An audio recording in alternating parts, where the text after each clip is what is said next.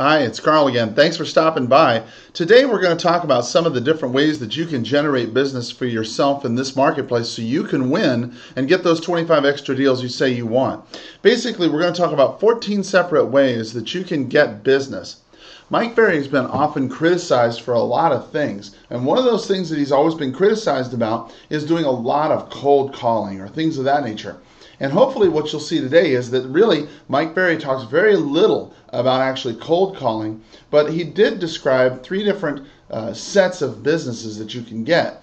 He described them as some of your immediate response business. And let me just go ahead and line them out for you here. Mike called them the immediate response. He talked about this being your future response. And then he also talked about your slow response. See, these different types of responses you get really correlate to the amount of rejection that you'll receive. You'll remember, as a salesperson, your job is to go out and find people who want to buy or sell real estate, get with them, put them together, and make it happen. But in the process of doing that, you'll find yourself getting into a lot of rejection sometimes. And more often than not, the more rejection you get, the more business you will receive from that particular area. How you choose to get that business is up to you. But just remember that there's at least 14 different ways to do it. So let's talk about those really quick. The first thing that Mike says under the immediate category, Mike called it, obviously calling expireds. And you could also call them canceleds, okay? Expired and canceled listings are people who've been on the market before and for one reason or another their home did not sell with their last agent. A lot of times it may be that they may have disagreed with the agent regarding the price, the condition may not have been right, the seller's motivations may have not been good enough. It could have been any number of reasons, but for one reason or another their listing had expired from the multiple listing service and or was canceled, and now they're ready and back on the market. Mike says that this is a great opportunity for you to get business by contacting these people using a powerful script and then being able to go ahead and present convincingly to them that you're the right person for the job. So expired and canceled listings provide some immediate business. It is true that you could call an expired listing this morning and have a listing this evening. The next thing Mike said is a for sale by owner. For sale by owners also present a huge opportunity for you, because if you are out in the marketplace every day working with buyers and sellers, you're able to go out and convincingly present to a for sale by owner why you can actually make them more money than they can themselves, which you can. If you can convincingly demonstrate that, then they will list with you. For sale by owners, more often than not, they don't want to list their homes themselves and try it for extended periods of time. They want to see if they can do it, and if they can, great. Put yourself in the for sale by owner shoes. If you could sell your home without a broker, wouldn't you?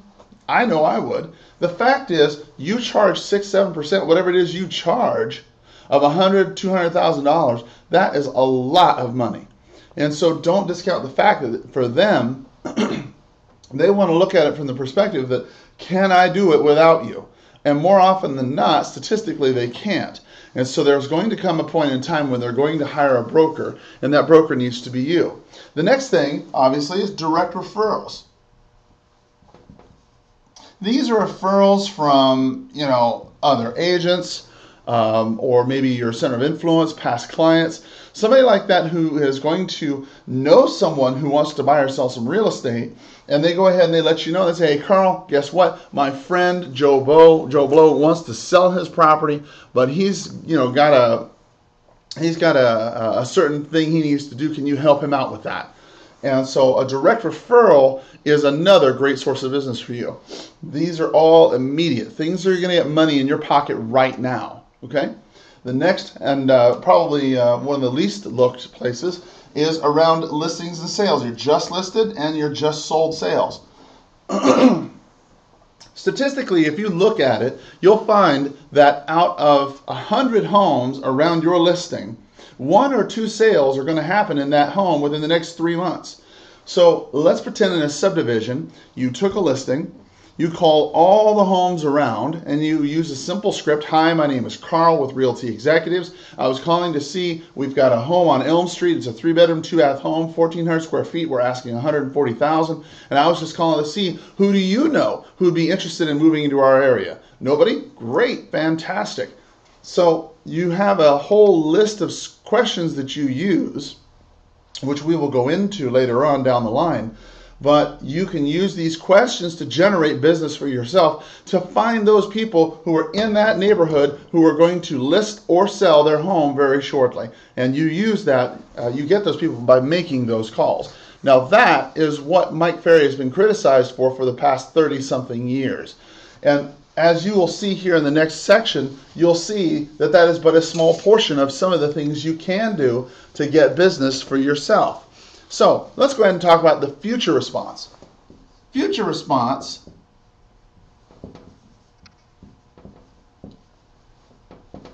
this business is business that you get from activities you do today that will pay off anywhere maybe 30, 60, 90 days in the future. Okay? Immediate response is stuff that you can get usually within, a week to 2 weeks. If you want business now, then you go after the expires, the for sale by owners, the justice of just souls, look for the referrals that you have in your center of influence. Those are the businesses that you'll get right now.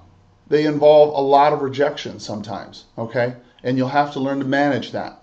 But future response has a lot less rejection, but it doesn't pay so well right away.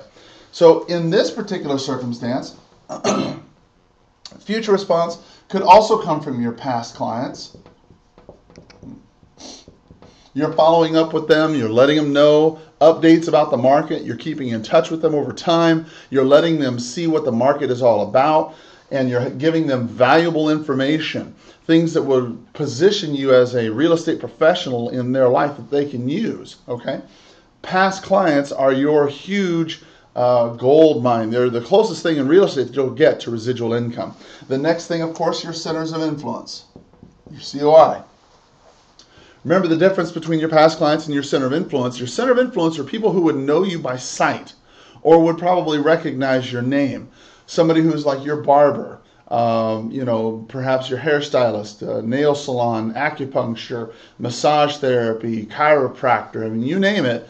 Somebody who's not necessarily a relative or maybe a past client. That's your center of influence.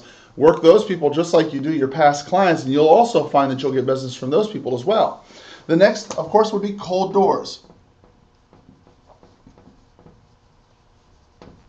Now, this is not necessarily something that Mike would recommend that you do, but a cold door knock, okay, going around just areas in a neighborhood that are, high turnover areas. Places, for example, that would come to mind in Tucson would be places like Rita Ranch, Continental Ranch, Vail, Rancho Del Lago area, certain areas where there are a lot of people who are moving because of the military or Raytheon or something along those lines. When you're talking to people like that who are in a high transient area, cold doors can be a good source of business for you. But you have to be sure that you're going after the right people, okay? Don't go into a well-established neighborhood like perhaps Sam Hughes, where there's been people who have bought and died there, kept the family home through the generations. Your chances are not that good. So make sure you pay attention when you are talking to those people. And then, of course, something that Mike Ferry has been held to task about, which he's never recommended. Of course, another way you can get business is through cold phones. Now let's just not be coy about this, okay? Making cold calls, okay, is not the most efficient way to get business. Mike doesn't recommend it. I don't recommend it. I don't think anybody probably recommends that you go out and make cold calls, be a cold call cowboy. Nobody's recommending that. But it is important that you understand, I think, that, cold calls, if you have nothing else to do, if your choices are between, maybe cold doors and a cold call, chances are you're going to get a better response through cold phones, simply because you can reach more people. Remember, this is a numbers game, okay? But if you're given a choice between making a cold phone call and a call to an expired listing, your better bet, use your odds, use your common sense. Your better bet is to contact the expired listing. But if you've called through all the expired listings, and you've called through all of your center of influence, and you've called through all of your for sale by owners that you have available, and you have nothing else to do, and you're still got time to prospect, then cold doors, cold phones, hey, there's nothing wrong with that if you've contacted everybody else that is a better quality lead, okay? Those are your future responses. Now, let's quickly talk about what would be considered your slow responses. Slow responses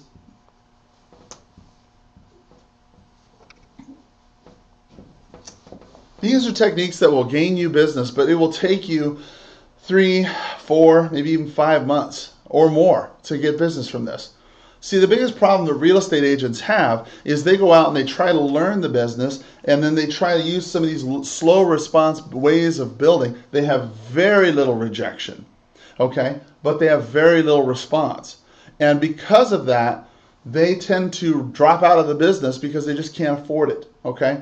Remember, the more rejection you have, okay, the greater the odds are that you're going to get the business. So let's take a look at some of these. The first, okay, is the open house.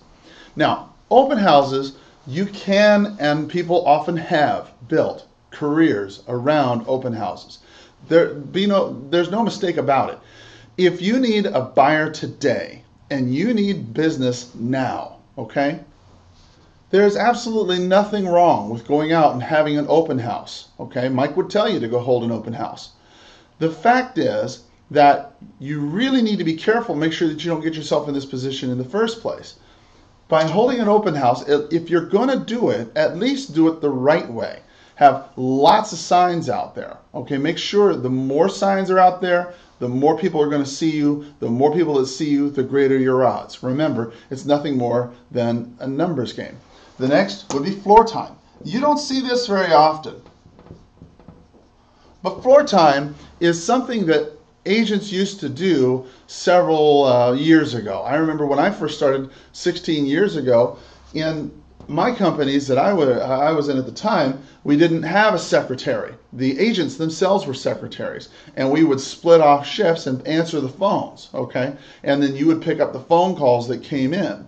Nowadays, most of the time, if a company has floor time, it's somebody who's assigned a particular time frame for somebody who's walking in. You know, say your floor time, let's say, is from 2 to 4 on Monday, and you're supposed to be in the office on Monday. You're just waiting around, you know, doing whatever, doing your normal business. If somebody comes in the door or calls on a sign and then nobody at the staff knows who it is, then they will give you that call. The problem with that is that it's unpredictable, okay? You can't predict when somebody's going to pick up the phone, and you can't tell when somebody's going to come through the door. So these sorts of methods are also unpredictable. The next, farming. Another way to get business is farming. Farming, you know, primarily, you know, geographical farming in general, is where you take a neighborhood in general and you mail to those people and you knock on the doors and you make yourself the neighborhood expert. You'll see a lot of this when it comes to, say, for example, the Sam Hughes expert, or let's think of another subdivision, Blenman. You know, some of these areas that are very small subdivisions in nature and can be, you know, easily handled. It's 200, 300, 400 homes. They can be handled by one agent, maybe two. They're teaming up on it. They mail to them on a frequent basis. They make themselves available. They are very aware of the subdivision. That's farming. And the problem with farming is that to gain notoriety in that neighborhood, for people to know you, it's going to take 12, 18 months for you to actually get to the point where people will actually remember your name. Remember, you're competing for that little tiny space in their head, so when they think real estate, they're thinking you and not somebody else. The other part, of course, is mailings. Careers, again, have been made and lost from mailings, okay? Hobbs Herder has a great program that people have used for years to try and generate a lot of direct mail type response. The problems with mailings, they're 45 cents a piece. I mean, they're pretty expensive. And not to mention the fact that your response rate on that, a good response rate would be like 5%. meaning that 5 out of every 100 envelopes you send, you're going to get a response from. And out of those 5, then you have to depend on your sales skills to be able to convert them into something worthwhile. So if after, let's say, out of 100 mailings, you get 5, let's say you're an excellent marketer, and you write a fantastic piece, and it gets people to call you, okay, you got 5 people now who are going to deal with you. And out of those 5 people, if you're like most agents, you're going to be able to convert 1 or 2. And then you've already spent about $400 or so to get this this mailing out, prepared and ready, and now you've got 2 leads that may result into 1 sale. That's an expensive lead. So you really have to think about your cost there at that point. And then, of course, advertising. Advertising is another slow response lead because you can't tell when you're going to get this call in.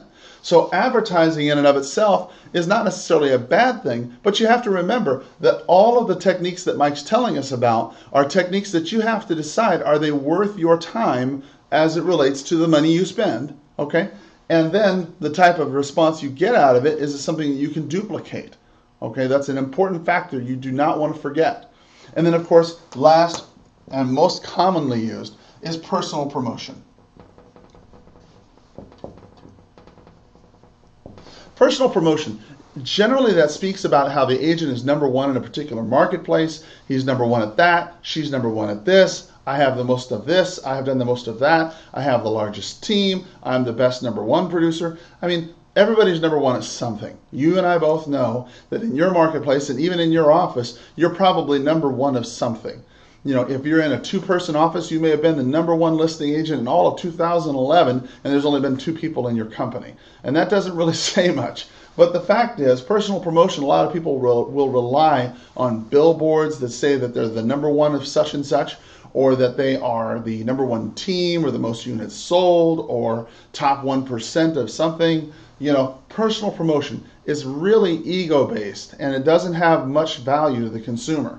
So you want to make sure that whatever style of marketing you use, whatever style of prospecting you choose, whether it be the immediate response, the future response, or the slow response, you want to make sure that you pick and choose the methods that are going to give you the most bang for your buck. Mike's not saying use this or that. Mike's not saying cold call till the cows come home. But Mike is saying, look, if you're going to take real estate as a profession seriously, then you need to pick the 3 or 4 things that you can do that are going to be of value to you, that are going to be able to produce a lot of value, produce a lot of volume for you. That way you can make this a very powerful career for yourself. So hopefully these different methods, these 16 methods of gaining business have been helpful to you. If it has, hey, like, rate, and subscribe. If you're familiar with the YouTube channel, then of course you'll see how liking and rating and ranking and subscribing to our channel can certainly help. So we do appreciate it. You have a wonderful day, and we'll look forward to seeing you soon. Thanks.